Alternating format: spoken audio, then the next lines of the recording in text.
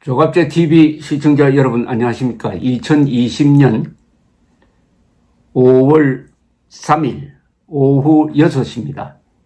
오늘 아침에 김정은의 지시가 분명합니다. 북한군이 한국군 GP 감시초소를 향해서 사격을 했습니다. 우리도 대응 사격을 했어요. 이것은 김정은이가 5월 1일 재등장한 이후 그동안 고심하던 전략을 펼치는 것이라고 생각합니다. 그것은 도발을 통해서 자신에게 집중된 어떤 이목을, 세계적 관심을 전략적으로 활용하려는 노림수고, 가장 약한 고리인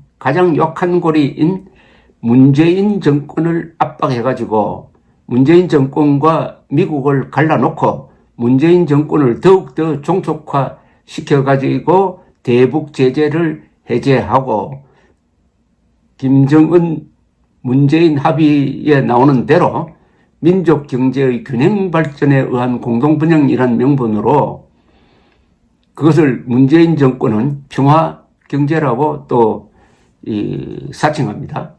대한민국에 빨대를 꼽아가지고 피를 빨아먹듯이 우리가 피와 땀과 눈물로 축적한 이 경제력을 북한이 착취하겠다는 그런 나름대로의 대전략에 기초한 도발이다. 이렇게 보면은 뭐 그렇게 틀린 게 아닐 것이라고 생각합니다.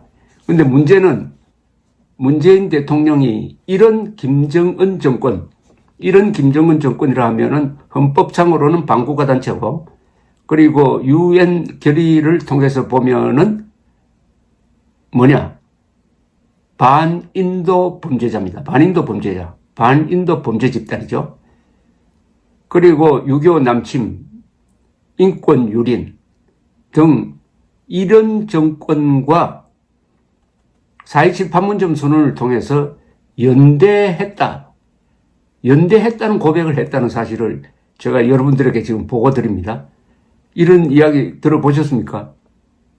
제가 이런 용어에 민감하니까 문재인 씨의 발언을 쭉 추적하면은 이런 엄청난 말이 슬쩍 가려져 있는 것을 제가 이렇게 닦아내어서 여러분들에게 알려드립니다. 이게 굉장한 고급 정보입니다. 이게 어떻게 보면 특종입니다. 문재인 대통령은 지난달 27일 판문점 선언 2주년을 맞아가지고 청와대에서 수석 그리고 보좌관 회의를 주재하고 이 자리에서 이야기를 했는데 이런 말이 들어가 있습니다. 한반도 운명의 주인은 우리 자신이라는 사실을 우리가 잊지 않는다면 길은 열리기 마련이며 좁은 길도 점차 넓은 길로 만들어 나갈 수 있을 것이다. 판문점 선언 기본 정신도 연대와 협력이다. 요겁니다. 판문점 선언 기본 정신도 연대와 협력이다. 그런데 바로 김정은이가 판문점 선언이 뭔지를 제대로 보여주었습니다. 판문점 선언은 비핵화 선언이라고 알려져 있지만은 지금 2년이 지나서 김정은은 북한의 비핵화가 아니라 북한의 핵무력 증강을 계속하고 있습니다. 비핵화 선언이 아니라 비핵화 사기극이었죠. 그리고 오늘 이런 도발을 통해서 9.19 군사 합의문을 정면으로 위반했습니다. 9.19 군사 합의문 그 자체가 이적적 문서입니다. 적에게 이로운 문서고 우리 국민, 우리 국군에 불리한 문서입니다. 한 예를 들면은 수도권 상공에 비행금지구역을 만들어가지고 우리가 자랑하는 공군력을 전개하지 못하도록 우리의 손발을 묶은 문서입니다. 뿐만 아니라 우리는 지키는데 북한이 지키지 않아요. 김정은이는 작년에 서해안에서 해안포 사격을 지시를 했는데 이것은 9.19 선언 위반입니다. 9.19 군사합의문 위반입니다. 오늘 GP 사격도 마찬가지입니다. 그런데 문재인 정권은 제대로 된 항의조차 하지 않았습니다. 이는 자신을 남쪽 대통령이라고 스스로 격화시켜가지고 김정은 이른바 국무위원장의 부하처럼 행세하고 있는 사람이니까 그렇게 나올 수밖에 없었다고 보는 것입니다. 그가 판문점 선언의 기본 정신을 연대와 협력이라고 한 것은 대등한 관계의 연대와 협력이 아니고 굴종적인 관계를 연대와 협력이라고 포장한 것으로 보입니다. 그런데 대한민국 대통령, 즉 국군 통수권자가 적이고 반국가단체인 김정은 정권과 연대할 수 있습니까? 연대를 영어로 하면은 솔리데리티라고 합니다. 솔리데리티는 한덩어리가 되고요. 가치관과 목적을 공유하는 집단끼리 하는 겁니다. 한국과 김정은 정권이 솔리데리티가 된다고요? 북한 동맹 정권이 사회주의 독재와 공산 통일의 목표를 버린 흔적이 없는데 문재인 정권이 그런 북한 정권과 연대하겠다고 한다면은 문재인 정권이 자유민주주의를 버리고 사회주의 독재와 공산 통일이라는 목표에 동의했다고 밖에 볼 수 없습니다. 저희 말이 논리적 모순이 있습니까?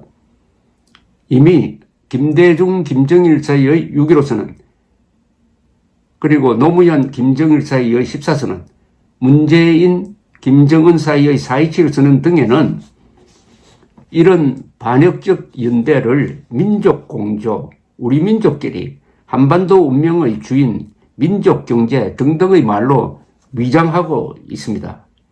그런데 만약 미국 대통령이 중국 공산 정권과 연대하기로 했다고 발표하고 그런 방향으로 밀고 나간다면 미국에서는 탄핵은 물론이고 국가 반역 혐의로 구속돼 가지고 재판정에 서게 될 것입니다. 자, 과연 문재인 씨가 말한 대로 4.27 판문점 선언이 연대와 협력이다. 즉, 적과 연대하는 것이다. 자유민주 국가가 공산 독재 체제와 연대하는 것이다. 그리고 협력하는 것이다. 이렇게 고백을 하고 말았습니다. 카밍아웃을 하고 말았어요. 이것은 중대한 문장입니다. 앞으로 문재인 대통령이 법정에 서게 될 때, 국가 반역 등의 혐의로 법정에 서게 될 때 몇 가지 문서가 증거로 제출될 것인데, 예컨대 2018년 9월 19일 평양에서 자신을 남쪽 대통령이라고 부르고 반국가단체 수배를 국무위원장이라고 축켜 세운 그 연설부터 시작을 해가지고 지난 4월 3일 제주도가 먼저 꾼 통일의 꿈으로 해서 고난을 당했다고 함으로써 마치 제주도민이 공산 통일의 꿈을 꾼 것처럼 역사를 조작 왜곡하고 그것을 칭찬함으로써 자신의 이념을 드러내고, 그보다 더 확실하게 4.27 선언은 공산 독재 정권과 연대 협력하는 기본 정신을 갖고 있다고 고백을 했으니까 이건 법정에 제출되어야 할 문서라고 볼 수 있습니다. 이번 총선에서 압승했다고 해가지고 탄핵의 강을 건넜다. 문재인 씨에 대한 탄핵은 불가능하다고 하는데 그렇지 않습니다. 역사와 국가의 무게를 그렇게 간단하게 치부하면 안 됩니다. 1972년 닉슨 대통령이 대선에서 압승을 했습니다. 미국 역사상 최대의 압승이었습니다. 그러나 그 2년 뒤에 탄핵 일보 직전에 가자 스스로 물러나고 말았습니다. 왜냐? 워터게이트 사건 때문이었죠. 정치는 정치고 법치는 정치 위에 있는 것입니다. 자, 이 문재인 대통령이 고백한 바 판문점 선언이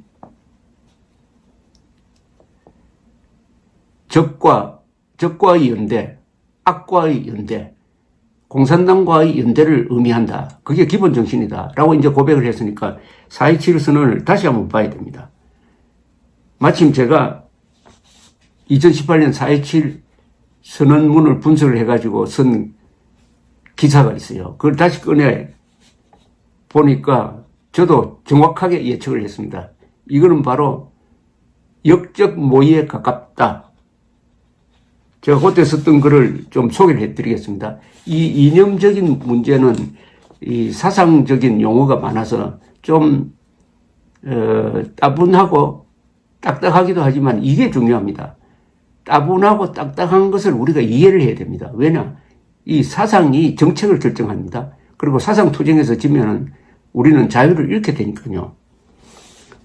그때 이렇게 썼습니다. 지난 4월 27일에 발표된 문재인 김정은의 판문점 선언은 소위 우리 민족끼리 민족공조 노선에 입각한 것이다. 민족의 이름으로 대한민국의 안보를 해치는 내용으로 가득하다. 문제는 민족의 개념이다. 자, 우리 지금 민족 하는데 남북한이 민족이란 말에 과연 동의할 수 있느냐? 북한이 내세우는 민족을 우리가 그냥 받아들이는데 그 민족이 뭐라는 것을 제가 정확하게 규명하고 논리를 전개를 하겠습니다. 2005년에 북한 통일전선부 간부 강충희, 원영수가 쓴 6.15 자주통일시대란 책은 2000년 6.15 선언과 14선언의 기본 정신으로 천명된 우리 민족끼리가 사실은 공산통일의 대원칙임을 스스로 천명을 하고 있습니다. 이 책은 우리 민족끼리의 자주통일 정신이 주체사상에 입각하여 당시입니다. 김정일을 민족의 수위로, 민족의 수장으로 받들어 모시면서 통일하자는 것이며 우리 민족끼리 정신의 실천이 민족공조인데 민족공조와 외세와의 공조는 양립될 수 없다는 점을 여러 번 강조합니다. 여기서 외세란 물론 미국이므로 민족공조는 결국 주한미군 철수와 한미일 동맹 해체를 의미합니다. 이렇게 쓰여졌습니다. 이 북한 문서입니다. 6.15 시대에 와서 외세와의 공조란 도저히 용납될 수 없는 반민족, 반통일 행위임이 틀림없다. 그럼에도 남조선의 친미 보수 세력들은 한미동맹의 확고한 기반 조성이니 한미공조의 우선이니 한미공조만이 대북관계를 올바로 진척할 수 있게 한다더니 하는 그릇된 주장을 내돌리고 있다. 그 다음에 노무현 김정일의 14선언은 이렇게 되어 있습니다. 남과 북은 우리 민족끼리 정신에 따라 통일 문제를 자주적으로 해결해 나가며 민족의 존엄과 이익을 중시하고 모든 것을 이에 지향시켜 나가기로 하였다. 여기에 우리 민족끼리 자주적으로 통일한다 이렇게 되어 있습니다. 이거 완전히 헌법 위반입니다. 우리가 원하는 것은 자주 통일이 아닙니다. 자유 통일입니다. 통일의 수단은 평화라야 됩니다. 평화적 자유 통일입니다. 전쟁하지 않고 북한 노동당 정권을 해체함으로써 남북한 8천만 민족이 자유민이 되자. 그리하여 헌법 제1조 대한민국은 민주공화국이다 하는 이 선언을 한반도에서 완성하자. 그리하여 민족 통일국가를 완성하자. 이게 우리 헌법 정신인데 여기는 난데없이 우리 민족끼리 자주 통일하자. 이렇게 나오는 겁니다. 그런데 여기서 우리 민족이라 할 때 민족은 누구냐? 북한이 말하는 민족은 김일성 민족입니다. 김일성 민족. 김일성을 추종하는 사람들만 민족으로 구분하고 저 같은 사람은 반민족 세력으로 모는 거죠. 그러니까 남한의 주사파와 북한의 노동당 정권이 손을 잡고 미국을 몰아내고 공산통일하자는 말을 남과 북은 우리 민족끼리 정신에 따라 통일 문제를 자주적으로 해결해 나가며 민족의 존엄과 이익을 중시하고 모든 것을 이에 지향시켜 나가기로 하였다고 요약해 놓은 겁니다. 4.27 선언도 바로 이걸 이어받았고 그 내용을 문재인 대통령은 연대와 협력이라고 이야기했습니다. 놀라운 천기 누설입니다. 그러니까 문재인 대통령이 말하는 연대와 협력은 대한민국을 통일함에 있어서 북한 노동당 정권과 손잡고 미국 세력을 몰아내고 자주 통일한다. 헌법을 완전히 무시했습니다. 사실은 공산 통일에 합의했다고 밖에 볼 수 없는 논법입니다.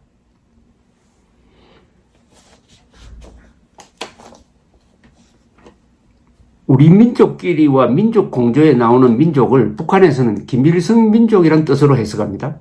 김정일은 1994년 김일성 사망 100일에 저음하여 소위 당 중앙위원회 책임 일꾼들과의 담화에서 지금 해외 동포들은 조선민족을 김일성 민족이라고 하고 있다라고 했고요. 평양봉성은 1995년에 우리 민족은 수령을 시조로 하는 김일성 민족이다. 다음 해에는 김일성 민족이란 말을 다음 해에는 김일성 민족이란 말을 아예 공식화했습니다. 그러니까 노무현 김정일이 합의한 우리 민족끼리 정신도 민족 공조 정신도 결국 북한 쪽에서 보면은 우리 김일성 민족끼리 합니다. 우리 김일성 민족끼리 미국 몰아내고 통일하자. 여기에 6.15 선언, 14선언, 판문점 선언이 합의되어 있다는 게 북한식 해석입니다. 그래서 2018년 4월 27일 문재인, 김정은의 판문점 선언을 보면요. 민족이라는 말이 9번이나 나옵니다. 왜 여기 민족이 들어가야 됩니까? 우선 민족이란 개념을 어떻게 규정하든지 김일성, 김정일, 김정은은 민족에 넣을 수가 없습니다. 이들은 민족 반역자입니다. 이들이 주로 한 일은 수백만의 일본 민족을 아니라 한민족을 도살하는 것이었습니다. 한민족을 일본 천황보다도 도요토미 히데요시보다도 더 많이 죽인 자가 몽골 군대보다도 더 많이 죽인 자가 이 3대인데 이 자들을 민족의 범위 안에 넣을 수가 있습니까?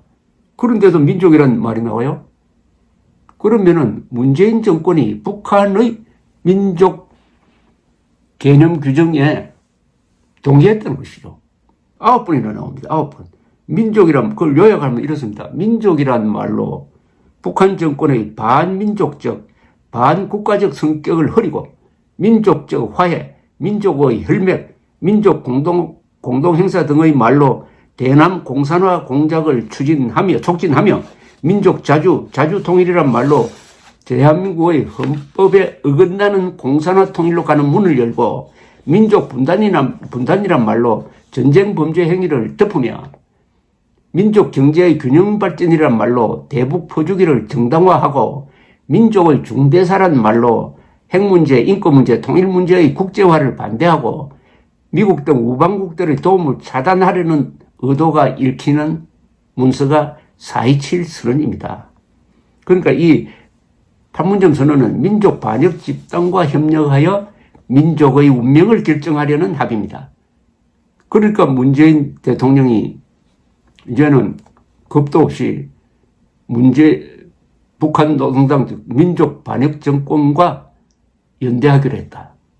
민족 반역 정권과 연대하고 협력하기로 했다. 이게 4.27 선언의 기본 정신이라고 자신 있게 말하게 되었습니다. 이번 총선 이후에 상당히 대담해졌어요. 전쟁 범죄 집단을 민족애로 비호하는 정도가 아니라 전쟁 범죄의 피해자인 대한민국과 동격으로 대우하겠다는 합의가 바로 4.27 선언입니다. 대한민국이라는 세계적 문명국가가 조폭보다도 못한 범죄 집단과 연대하면 어떻게 되는 겁니까, 이게? 그것도 동격도 아니고 마피아 밑으로 들어가 버리면은 문재인 대통령을 뽑아준 우리 국민들이 무슨 좀 방법을 강구를 해야 되는 거 아닙니까? 이게 자존심 상하는 문제가 아닙니까? 민주적 대표성이 없는 북한 정권을 통일의 대상으로 삼아서 헌법 제4조의 자유민주적 기본 질서에 입각한 통일 정책에 반하는 행동을 하겠다는 겁니다. 북한 노동당 정권은 협상의 대상은 될 수 있고 대화의 대상은 될 수 있지만 절대로 통일의 대상은 될 수가 없습니다. 북한 노동당 정권은 배제의 대상이에요. 북한에서 자유선거를 통해서 합법적인 민주적 정당성이 있는 정권이 들어서면 그 정권과 통일을 논의할 수 있을 뿐입니다. 군사상의 적이요, 헌법상의 반국가 단체이고 역사상의 민족 반역 집단이며 국제법적으로는 반인류 범죄 집단인 김정은 정권을 이 정도로 도와주고 덮어주고 밀어주는 문서라면은 4.27 문서라면은 이건 역적 모의라고 봐야 하지 않을까요? 헌법과 국가 정체성을 무시하고 국민의 안전을 위태롭게 하는 문서에 서명한 대한민국 대통령은 헌법 66조로부터 국가의 독립, 영토의 보전, 국가의 계속성과 헌법을 수호할 책무, 헌법 69조로부터는 헌법 준수, 국가 보위, 평화적 통일, 국민의 자유와 복리의 정진 및 민족 문화의 창달에 노력해야 할 의무를 명령받은 사람입니다. 대통령의 헌법상 책무를 모조리 포기하였다고 판단되고 거기에 대못을 박은 발언이 바로 4.27 판문점 선언의 정신은, 기본 정신은 연대와 협력이다. 즉 민족 반역 정권, 그리고 반인류 범죄 집단, 6.25 전범 집단, 사회주의 독재 정권, 그리고 공산화 통일 세력과 문재인 정권은 연대하고 협력하기로 4.27 선언을 통해서 합의했다 하는 게 저의 해석이 아니라 문재인 대통령의 대담한 주장입니다. 이 주장에 통합당이 어떤 반응을 보였는지 아직 소식이 없습니다. 이런 정당이면은 자유를 지킬 수가 없습니다. 대한민국 국민은 결단의 시점을 향해서 하루하루 다가가고 있습니다. 조갑제 TV 시청자 여러분 안녕하십니까? 2020년 6월 9일 오전 9시입니다. 오늘 오전에 북한이 조선중앙통신을 통해서 오늘 정오부터 남북 연락선을 전부 다 차단하겠다고 발표를 했습니다. 중앙통신은 북남 사이의 모든 통신 연락선을 완전 차단해버리는 조치를 취함에 대하여라는 제목의 보도를 통해서 오늘 정오부터 자기들 말로입니다. 북남 공동연락사무소를 통해 유지해 오던 북남 당국 사이의 통신연락선, 북남 군부 사이의 동서해 통신연락선, 북남 통신시험연락선, 노동당 중앙위원회 본부청사와 청와대 사이의 직통통신연락선을 완전 차단 폐기하게 된다고 보도를 했습니다. 통신은 김정은의 여동생 김여정 제1부부장과 노동당 김영철 당 중앙위 부위원장이 지난 8일 대남 사업 부서 사업 총화회의를 한 끝에 이런 결론을 내렸다고 했습니다. 이 통신은 또 김여정과 김영철이 온갖 대남 공격을 한 내용을 소개를 했습니다. 김영철이가 김여정과 함께 대남 사업을 철저히 대적 사업으로 전환해야 한다는 점을 강조하면서 배신자들과 어쩌고저쩌고 이렇게 이야기했습니다. 이게 중요하네요. 대남 사업을 대적 사업을 앞으로 북한 노동당 정권이 대한민국 문재인 정권을 적으로 간주하고 모든 역량을 직결시키겠다. 이런 이야기입니다. 이어서 남조선 당국과 더 이상 마주 앉을 일도 논의할 문제도 없다는 결론에 도달했다. 남조선 것들과의 일체 접촉 공간을 완전 격폐하고 아주 한자를 쓰네요. 한자. 북한도 한자 가르칩니다. 한국보다도 고점에서는 더 나을 줄 몰라요. 불필요한 것들을 없애버리기로 결심한 첫 단계 행동이다. 그럼 다음 단계도 있다는 이야기인데, 통신은 또 다른 문제도 아닌 그 문제에서만은 용서나 기회란 있을 수 없다. 반드시 그 대가를 치르게 해줘야 한다.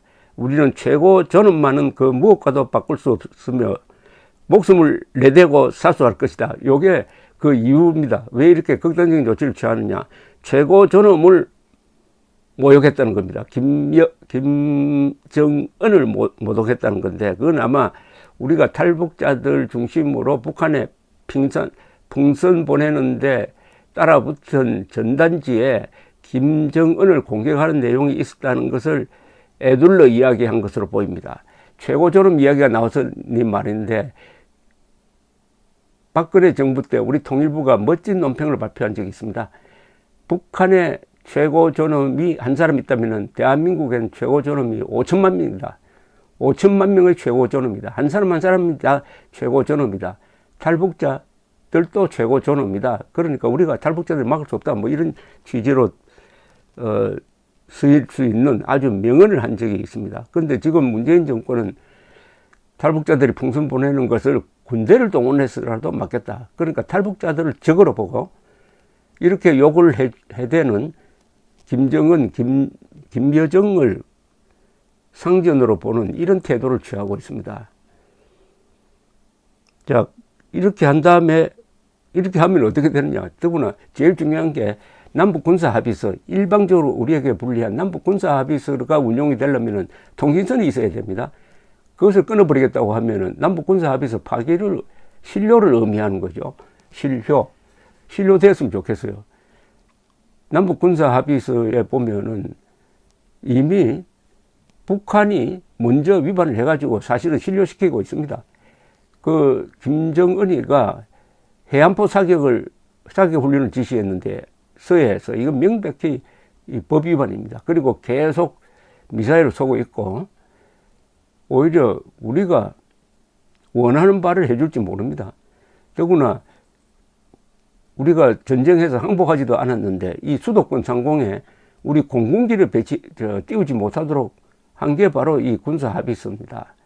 이정문서라고 이미 예비역 장성들이 규정한 것인데 더구나 이것을 폐기하지 않으면은 당시 송영무 국방장관 그것을 집행하는 그 다음 국방장관 즉 정경두 국방장관을 고발하겠다고 했고 실제로 그렇게 했습니다. 고발하겠다고 했습니다. 자, 왜 이렇게 하느냐? 다음 단계가 뭐냐는 것인데 이거는 지금 약한 한국을 때려가지고 미국에 어떤 암시를 보내는 것이라고 볼 수가 있습니다. 그러니까 미국 트럼프 대통령을 압박하기 위한 도발을 준비를 하고 있는데 그 전 단계로 한국을 치는 거죠. 한국의 손발을 묶어놓고 그 다음에 도발을 하는데 이 도발이 뭐냐? 연평도 포격과 같은 국제적 도발도 가능할 것이고 아마 SLBM 잠수함 발사 미사일 시험 더 나가면은 ICBM 장거리 미사일 발사 시험까지도 염두에 둔 중대한 도발을 지금 준비하고 있다는 이야기죠. 즉 그 이야기를 이미 했습니다.